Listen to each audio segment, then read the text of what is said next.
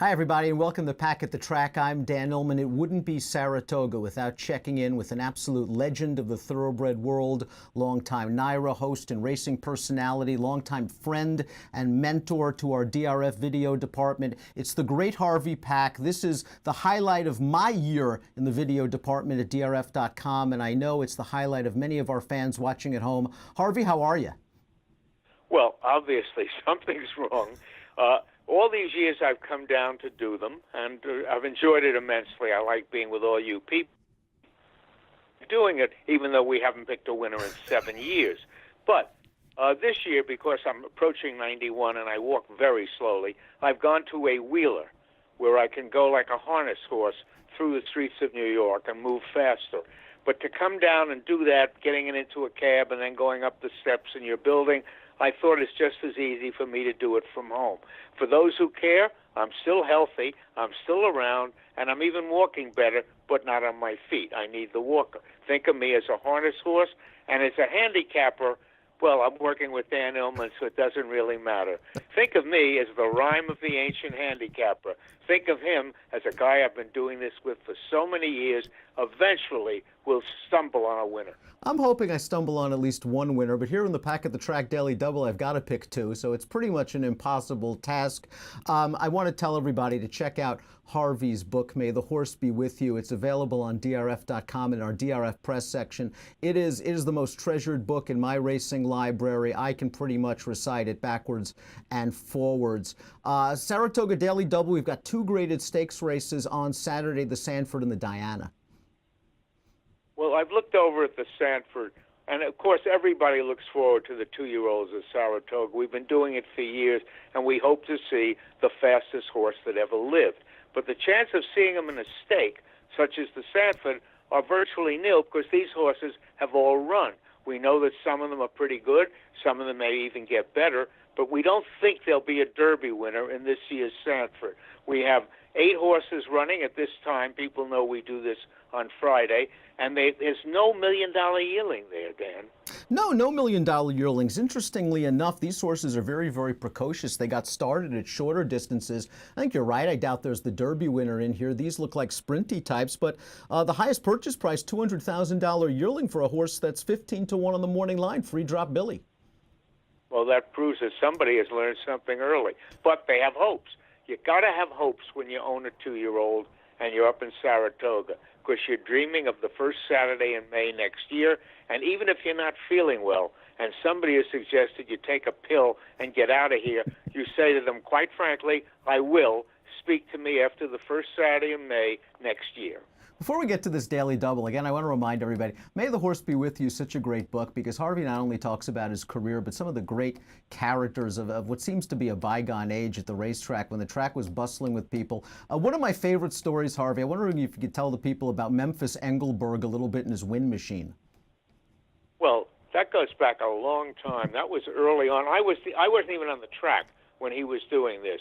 But he felt that the wind was very important in a horse race, and he had a wind machine, and he would set it up near the top of the stretch and determine whether the horse could go faster in the wind. And oddly enough, it worked, because the aqueduct, even the old aqueduct, there was like a wind tunnel down the backstretch, and it was a helpful thing. If the wind was blowing hard down the backstretch, he'd bet the speed horse. If it was coming at them in the backstretch, he'd bet the closers. He did quite well. We don't have those people anymore. They've gone to the computer. People stay at home like I'm doing right now, watching Saratoga, betting Saratoga, but not going to Saratoga and missing one of the greatest experiences you'll ever have. And I was reminded about Memphis Engelberg. I was reading a biography on Leo DeRocher recently, and I heard that one of the reasons Leo DeRocher was suspended before the 47 season as manager of the Dodgers by Happy Chandler was because they saw Memphis Engelberg cavorting perhaps in his box at Ebbets Field, and that was a no-no being a gambler. In those days it was, but don't kid yourself. There were plenty of people going to the track.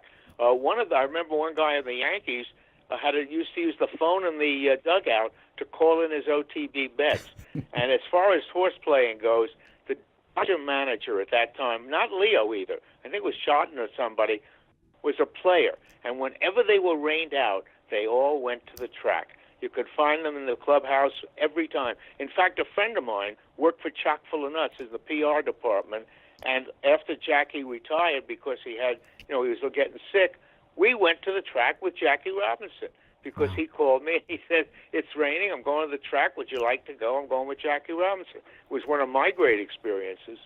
Now, and this again is one of my great experiences the whole year, to get a chance to catch up with you and talk to you about Saratoga.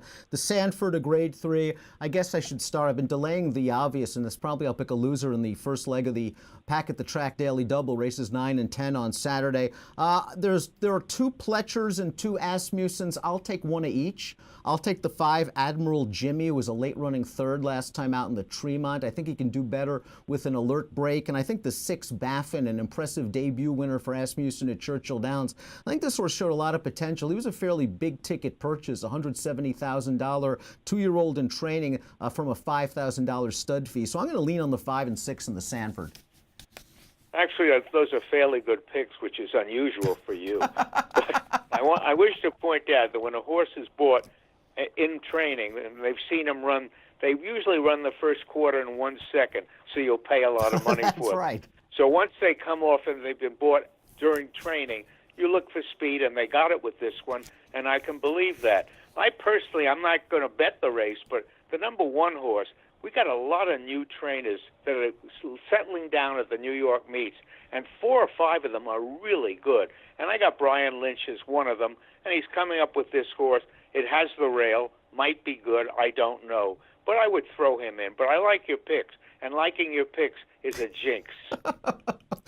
Brian Lynch's horse was really game in his debut, Harvey. He didn't take any money. The runner-up that day was your typical odds-on Pletcher first-time starter, and that horse confronted Psychoanalyze in the stretch, and Psychoanalyze just refused to let that horse go by. So it looks like he's got some ability, and Brian Lynch, you're absolutely right, is a big-name trainer. The Diana's race number 10. It's a $500,000 race. It's the second leg of our Pack at the Track Daily Double.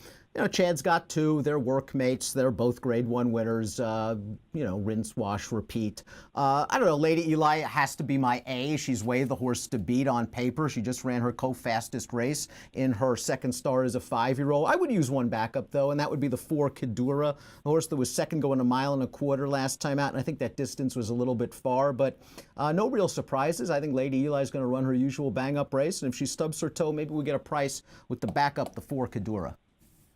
Well, in the meantime, we have a 6-horse field, and 2 of them are Chad Brown. That's right. Which is typical. Chad Brown is he's remarkable.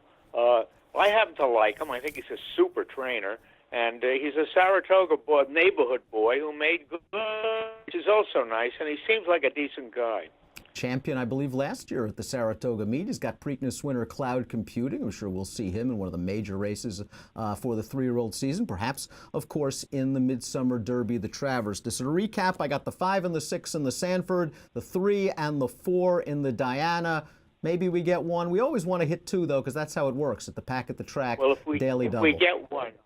If we get 1, you tear them up, in case you haven't forgotten that. But well, you never know. This will be a short double anyway. It won't win a lot of money, and it can't make up for 6 years of losing. but maybe it's a step in the right direction at the end of the day. Harvey, thanks so much. You're going to be here every Friday with the Saratoga meet. We'll have our DRF Pack at the Track Daily Double. It'll be posted Friday afternoon on video.drf.com and on the Daily Racing Form YouTube channel as well. So everybody, please check it out. And Harvey, we'll see you next week on Pack at the Track. I want to tell you can stop plugging my books. I'm off the royalties already. But I don't care. Let people read it. And as good as the book is, it's the openings of each chapter, the rules on handicapping, that's the most fun. That's what I want them to remember, even after I'm gone. Anyway, speak to you next week, Dan. You got it.